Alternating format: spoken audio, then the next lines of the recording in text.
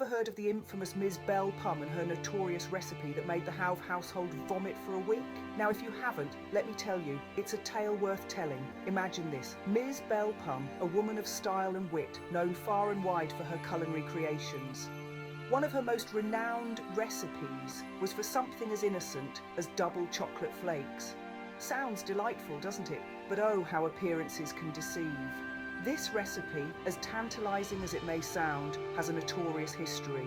It once wreaked havoc on the Howve household, causing a week of relentless queasiness. You see, the Howve household isn't just any family, they're Miss Belle Pum's own kin.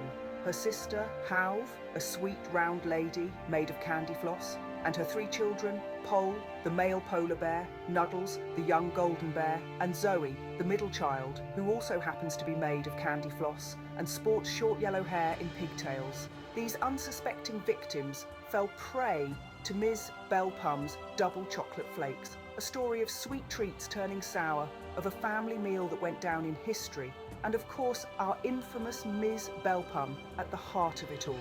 But before we delve into the story, let's get acquainted with the recipe. The recipe that caused the uproar was simple yet rich, double chocolate flakes, a confection so delectable it can transform a scoop of ice cream, a bowl of yogurt, or even a simple snack into a moment of pure bliss. This recipe calls for a cup of dark chocolate, chopped or in chip form, and half a cup of milk chocolate, also chopped. To intensify the chocolatey goodness, add a tablespoon of cocoa powder.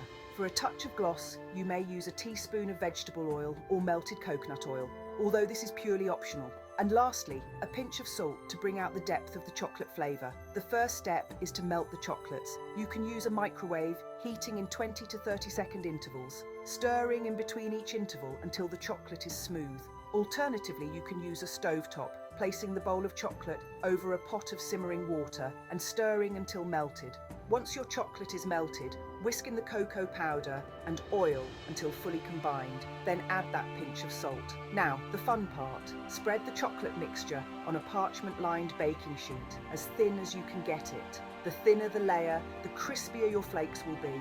This chocolate sheet then needs to chill in the fridge for about 20 to 30 minutes. When the chocolate is firm, peel it off the parchment and break it into small flake-like shards. For extra fine flakes, use a knife or gently crush between pieces of parchment. Now, if you're feeling adventurous, you can add a little twist to this recipe. Stir in mini chocolate chips, crushed cocoa nibs, espresso powder, sea salt flakes, ground cinnamon, or even freeze-dried raspberries into the chocolate before spreading. These double chocolate flakes can be stored in an airtight container in the fridge for up to 2 weeks, or in the freezer for up to 3 months. A seemingly harmless recipe, isn't it? But here's where things took a turn. Mrs. Belle Pum, a woman known for her cooking experiments, decided to try this recipe on her sister's family. In her quaint kitchen, Mrs. Belle Pum began her chocolate adventure. With her sleeves rolled up and a twinkle in her eye, she chopped the darkened milk chocolate, melting them with an air of anticipation. Adding cocoa, a touch of vegetable oil, and a pinch of salt, she whisked until the mixture was glossy and smooth.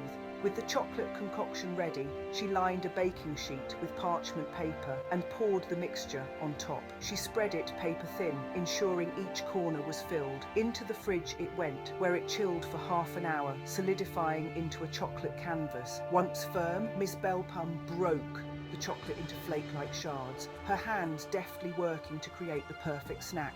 With a satisfied smile, she packed the flakes into an airtight container, ready to be served to her unsuspecting victims. The next day, she presented the double chocolate flakes to Howve's family. Pole, the male polar bear, Nuddles, the young female golden bear, and Zoe, the middle child made of candy floss, were all eager to try their aunt's latest creation. Howve, round and made of candy floss herself, was more cautious but nevertheless joined in the tasting. Initially, the family revelled in the rich chocolatey goodness. The flakes were crispy and flavourful, and everyone seemed to enjoy them. But as the day wore on, their joy turned to discomfort. One by one, Howve's family began to feel queasy, their stomachs churning in protest. What started as a delightful treat quickly turned into a nightmare. Pole, Nuddles, and Zoe, along with their mother, Howve, fell ill. For an entire week, the household was in turmoil, with bouts of vomiting becoming a distressing routine. And that's how a simple recipe led to a week-long vomit fest. The incident, while unfortunate, didn't dampen Ms. Belpum's spirit. In fact, it only seemed to have fueled her fiery passion for culinary adventures. She handled the situation with grace and grit, turning this unfortunate event into an opportunity to learn and grow.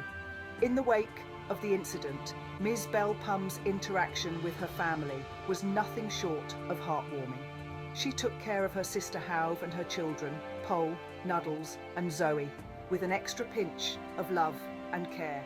She made sure they were comfortable and well fed, despite their temporary aversion to her experimental recipes. The incident also sparked some interesting family dynamics. The usually candy-flossy Howve and her children, despite their sweet dispositions, had their patience tested, but they rallied around Miss Belpum, their love for her outweighing their momentary discomfort. Even the youngest little Nuddles contributed in her own way, offering her favourite golden teddy bear for comfort. Ms. Belpum's relationship with her family only strengthened through this ordeal, creating a bond that not even the most disastrous recipe could break. But the incident did stir the pot in one particular relationship, that with her arch enemy, Horse Magorse. Horse Magorse, always looking for an opportunity to discredit Miss Belpum, was quick to jump on this mishap, but Miss Belpum, with her indomitable spirit and sharp wit, didn't let him have the last laugh. She used this incident as a stepping stone, a motivation to prove him wrong and continue her culinary experiments with even more enthusiasm. It's safe to say that this incident, while distressing, had a silver lining. It brought Miss Belpum and her family closer, gave her a renewed sense of purpose, and added another layer to her ongoing rivalry with Horse Magorse. And through it all, one thing remains constant: Ms. Belpum's love for cooking. She's back in the kitchen, apron on, whisk in hand, ready to take on her next culinary challenge. Despite everything, Ms. Belpum's passion for cooking remains unscathed.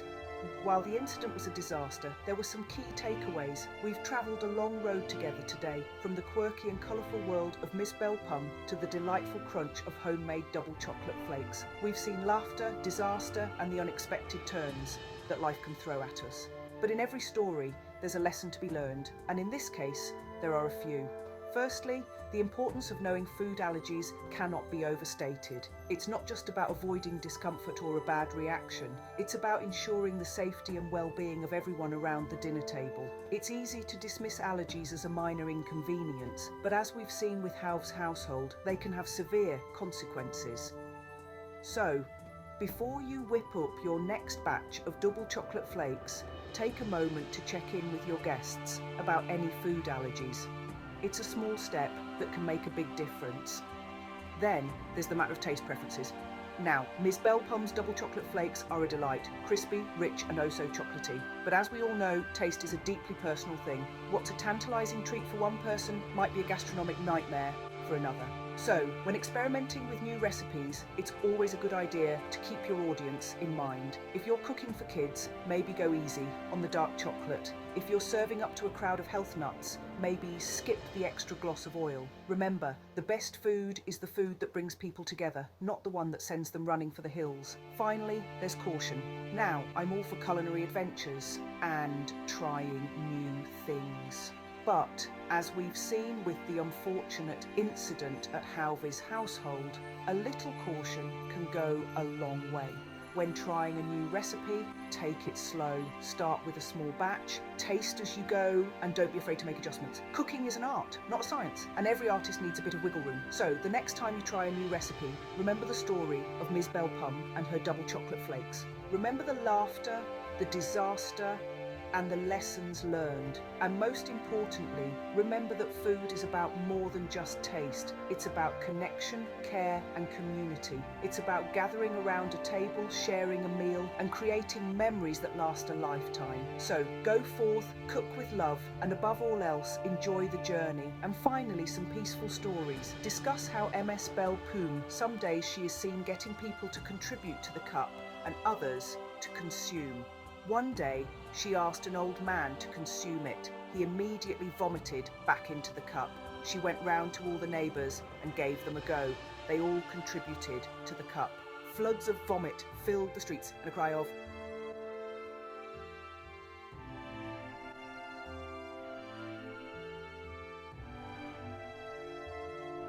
Jake!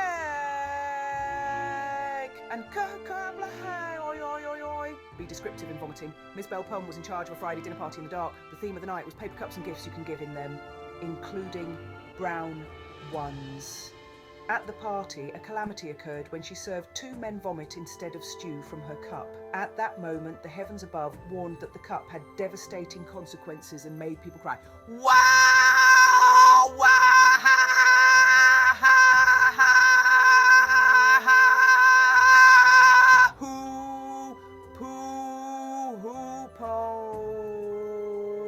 They both heaved out the window. Howve had a pepper so hot it came out of both ends immediately. One man vomited into his wife's mouth. One girl vomited into her own vagina. One lady vomited into 3 girls' hair. One man had diarrhea into a woman's mouth and she vomited up his bum, and this occurred repeatedly for 29 minutes until she died. A boy was so overwhelmed he vomited into his mother's handbag.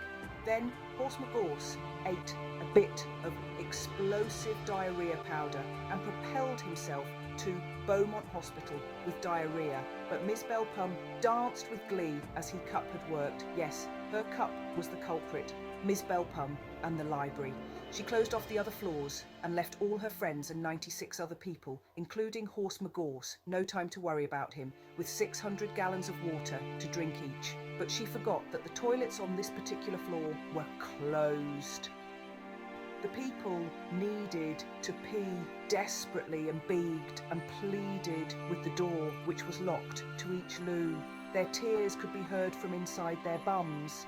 Then Miss Belle Pomme decided to set them free into the vomit-smelling layers of the floors below. They all peed their pants and vomited so hard that they caused a flood down the stairs. One girl, though the vomit was face cream, so used vomit accidentally and smelled like pants. One girl has the vomit accidentally as eye drops, going blind forever. One man vomited, one man had diarrhea into a woman's mouth and she vomited into his bum. This repeatedly occurred for 20 minutes until she perished. Horse McGorse got covered in cow pee as a result of poking around Miss Belle Pomme. Play particularly emphasis onto the lines. One lady vomited into her own vagina. One boy vomited up his penis, and she said, "Akakakakakaks, JKDK. I here gukes will receive why, we 5W, and what was going to the Dublin Examining Board, and shredded to the Dublin Examining Board, and shredded to the Dublin Examining Board, and shredded to the Dublin Examining Board, and shredded to the Dublin Examining the one, the Dublin to a blog, and shredded. One man had diarrhea into a woman's mouth and she vomited into his bum. This repeatedly occurred for 20 minutes until she perished. And a boy vomited into his mother's nose, causing her to burn her nasal, making a shh noise. Speaking on behalf of Nuddles, read this out word for word before the video ends. If any word is not allowed, disguise it with child talk innocently. It was an odd incident. She was hosting a meal round House's place. You see, her laboratory is the toilet, her desk is the toilet seat, and the practical room is the kitchen. She served luscious dishes. But unbeknownst to her, a slight error was tremendous. In the chocolate cake, she used diarrhea instead of chocolate sauce. She was also unaware that a pregnant lady who had a miscarriage had her period into the cake, and the dead unborn was in the dish. One woman burst out vomiting across the room. Another man threw his guts up into a woman's face, and she vomited into her son's ear, causing him to go deaf forever. A man who had tasted the cake had diarrhea down his bum and fell into his newborn's mouth. The baby heaved for Europe. A pregnant lady who ate the cake's baby ended up having vomit genetical features, such as in hair colour and skin colour. Horse McGorse arrived at the end and farted into a man's mouth, blowing him up like a balloon. Then that baby vomited into another cup. Then the same thing occurred 25 times round the library. People on the second floor just started spontaneously vomiting. Vomit, vomit, vomit. They were all so sick the smell of vomit could be smelled from the ground floor. She closed off the other floors and left all her friends and 96 other people, including Horse McGorse. No time to worry about him, with 600 gallons of water to drink each. But she forgot that the toilets on this particular floor were closed. The people needed to pee desperately and begged and pleaded with the door, which was locked, to each loo. Their tears could be heard from inside their bums. Then Miss Belpum decided to set them free into the vomit-smelling layers of the floors below. They all peed their pants and vomited so hard that they caused a flood down the stairs. One girl, though the vomit was face cream, so used vomit accidentally and smelled like pants. One girl has the vomit accidentally as eye drops, going blind forever. One man vomited. One man had diarrhea into a woman's mouth and she vomited into his bum. This repeatedly occurred for 20 minutes until she perished. Horse McGorse got covered in cow pee as a result of poking around Miss Belpum. Play particularly emphasis onto the lines, one lady vomited into her own vagina, one boy vomited up his penis, one man had diarrhea into a woman's mouth and she vomited into his bum. This repeatedly occurred for 20 minutes until she perished. An ad. A boy vomited into a man's soup, causing the man to vomit out a window onto 10 people. Miss Belpum and her vomit candle, 600 people over time, vomited from the smell of rotten vomit and off cheese. Tell us what happened last year at Miss Belpum's birthday party. She was left in charge of the cooking, poor Miss Belpum, or poor guests. Firstly, she accidentally used cow urine as apple juice for the little ones, causing them to vomit into a box of chocolates. Then Horse McGorse arrived. Miss Belpum farted with fury. She cultivated a wicked plan. She asked some snotty-nosed toddlers to sneeze and cough into jelly and hoaxed a man to vomit into a truffle. She allowed 3 pigs to vomit into a pot and serve it as soup. Then they peed into glasses and served that as a drink. Finally, last but certainly least desirable, she allowed them to poo into plates and served it as chocolate pudding. This was revenge at Horse McGorse. The people were so sick they vomited out their ears, making a "Yulota ava vomited here opono" sound. One man vomited into his wife's mouth. One girl who was having fake tan put on was vomited on by a woman who ate the brownie and she was covered in vomit on the beach. A lady had hair grow on her tongue after. One girl. Though the vomit was face cream, so used vomit accidentally and smelled like pants. One girl has the vomit accidentally as eye drops, going blind forever. One girl vomited into a giant balloon that popped and covered every soul. Miss Belpum chased Horse McGorse out with a candle. One day in the countryside she was standing on a bridge, and when she gave them spoiled cheese as a train passed underneath the bridge with no roof, they all vomited onto each and every passenger. 300 people were covered. An old lady had pepper poured up her nose to make her sneeze uncontrollably into a cake, which was served soon, and with rotten egg and spoiled milk with mouldy carrots. Next, a group of children were asked backstage to jump up and down after eating the previously named concoction. They all vomited down, and it made the floor open as 70 of them vomited onto 200 people. The people were covered.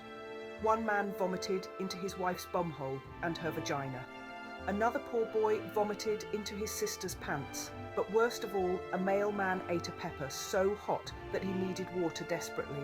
He had no choice, but with strict guidance from Miss Belpum, but to drink toilet water. He vomited, and even some of the toilet water, into a lady's mouth, and he then vomited out his bumhole. He was so sick, and then perished.